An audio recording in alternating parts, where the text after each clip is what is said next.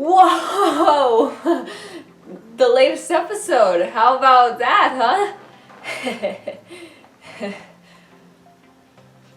Okay, fine. I didn't post last week and I'm sorry. I was busy with school. Yeah, I know. But hey, now I have some crafted theories since I got some answers. I know everyone else has more questions than answers. And quite honestly, it makes a lot of sense because I know that there's, quite a lot of stuff going on that needs to be answered.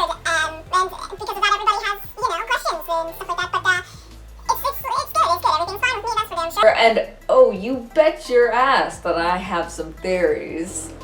Hello everybody, my name is CC23 and welcome to the next edition of the Wynonna Earp Season 4 breakdown video. This series would not be a thing if it weren't for you guys, so I want to thank each and every single person that clicked on this video. It means the world to me. Now, if you haven't watched the latest episode of Wynonna Earp, afraid, here's your spoiler warning. Also, fantastic directing job, Melanie Scrofano, on the last episode, and fantastic acting to the new cast member Reagan Pasternak, who plays Margot Clanton. Margot didn't have much screen time in this latest episode where she was introduced, but I already hate her.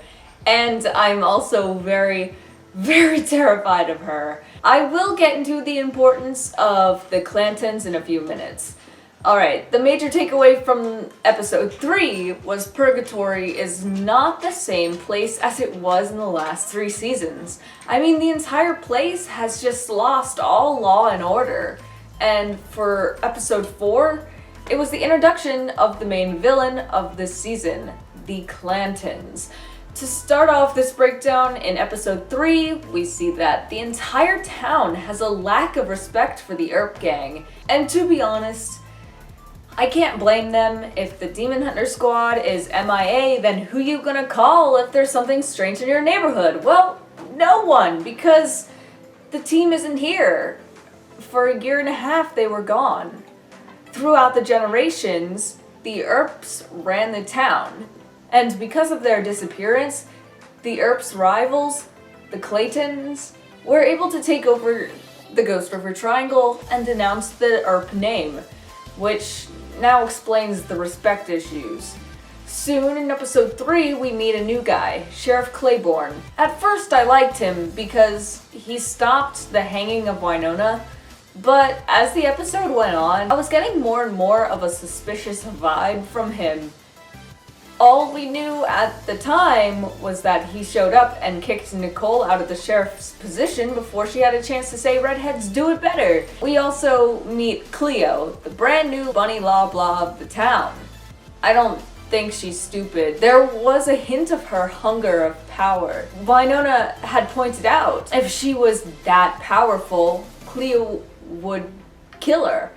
Then we see her scowling for a second before she turns back to that weird persona she's got going on. Turns out, they're both siblings. Oh, and Claytons. So, yeah, that's how the Claytons rule the town. Then, during the chili cook-off scene in episode 3, we learn that Nicole has real guilt and shame. We are seeing her at her lowest point as a character. Throughout that whole episode, Nicole has been distracted and in her own head, hinting at us that for 18 months, Nicole has not been in a good mental place. I can only imagine what she had been through, and because of episode 4, I have an idea now. She was fighting for Waverly, but there was nothing she could do. I would say that Nicole was on the brink of insanity as she watched the world around her change for the worst, and the townspeople really screwing her over. Hopefully Waverly being back, and also Wynonna and Doc and Jeremy, she can finally relax. But the real question is, where is Calamity Jane? Okay, what might happen next? I want to give a shout out to Cower Ages Hot for the comment that really helped me with theories this week. So to start off the theories, yes, Nicole's mistake has been revealed. she made a deal with Margot that led to her get, well, we know that that's not goo, so we can't call her Nicole? Are they insects? Flying insects? Bees? Bees! The hive takeover that I was talking about in the trailer breakdown. In the episode 2 breakdown, I dubbed Eve as Daddy Not, and I'm doing it again for that takeover that Nicole is doing. Like how Waverly was dubbed Gooverly, Nicole is now Daddy Not. Makes sense? Yes? No? Well, too bad. Nicole is probably going to be normal until the bees take over. She's going to be a passenger in her own body, watching as she destroys stuff around her and has no control over it. The teaser supports this when she was on the ground asking herself what is happening. Oh, and another thing, they're going to rob us of a way hot wedding! Waverly isn't gonna show up because Nicole did something, but she didn't. That wasn't her. That was Daddy Not. It was the bees, Waverly. The bees. Nicole is being controlled. She can't help it. Emily, why would you do this to us?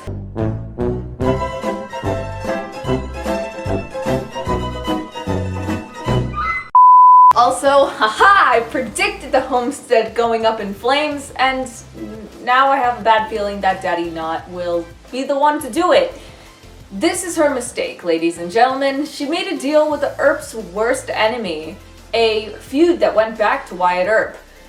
And boy oh boy, are we going to get consequences for that. I really hope that our hearts won't break next week, but I'm sure they will because Waverly is mad at Nicole. Way Hot is not okay, and neither am I! There isn't much to this video because, well, like I said earlier, I only got some answers. But that being said, thank you guys so much for watching. If you have any ideas for other videos you want me to make, leave a comment. Also, like if you want me to do a video like this for next week's episode, and subscribe because it really helps and motivates me do things better, faster. Alright, that's it. Bye.